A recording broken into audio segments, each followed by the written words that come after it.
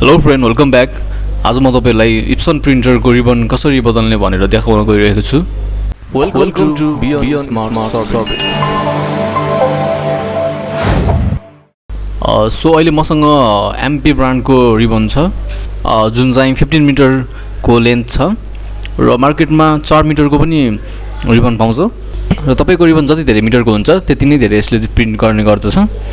र तपाईले यहाँ देख्न सक्नुहुन्छ यो कार्टिजमा ठाउँ-ठाउँमा चाहिँ लक लगाएको हुन्छ र यो लकलाई हामीले राम्रोसँग चाहिँ यसलाई खोल्नु पर्दछ, नत्र भने चाहिँ यो लक भाँचिन पनि सक्छ र लक भाँच्यो भने तपाईको यहीँबाट हावा पास हुन्छ र त्यसपछि रिबन चाँडै सुक्ने गर्दछ र प्रिन्ट पनि धेरै हान्दैन त्यसपछि। अनि सो हामीले चाहिँ केयरफुल भएर यसलाई चाहिँ यसको कभरलाई निकाल्नु पर्दछ।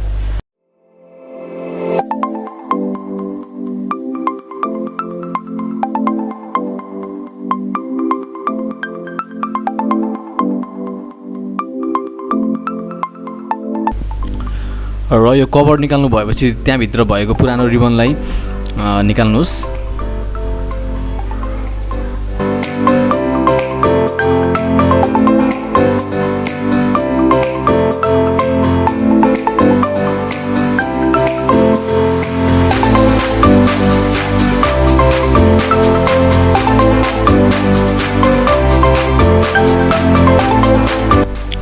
र मार्केटमा ₹50 देखि ₹100 सम्ममा आउँछ यो ribbon according to its length.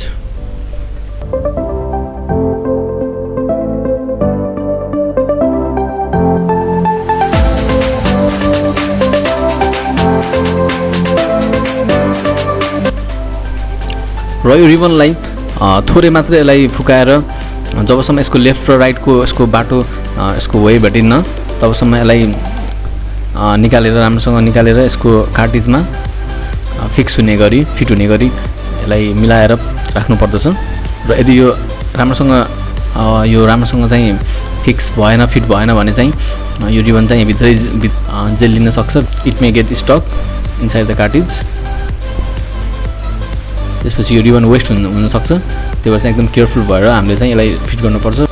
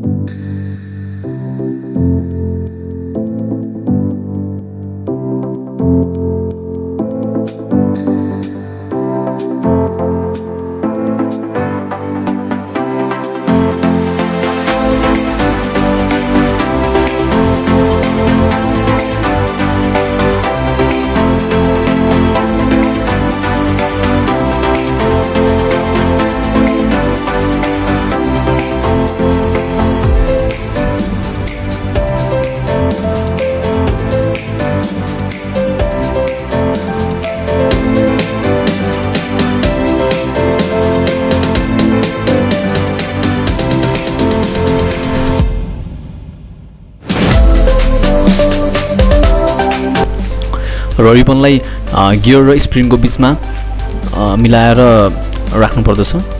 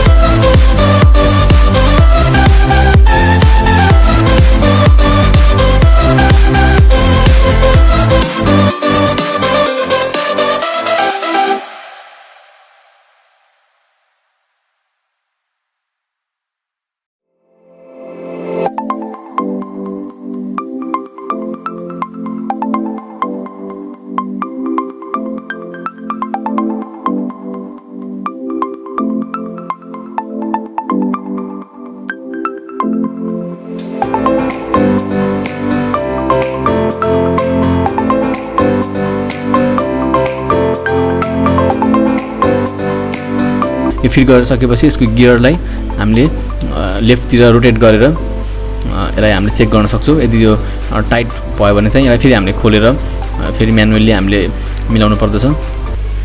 So I hope अब तपाईले आफ्नो प्रिन्टरको कार्टिजको रिबन आफै चेन्ज गर्न सक्नुहुन्छ होला.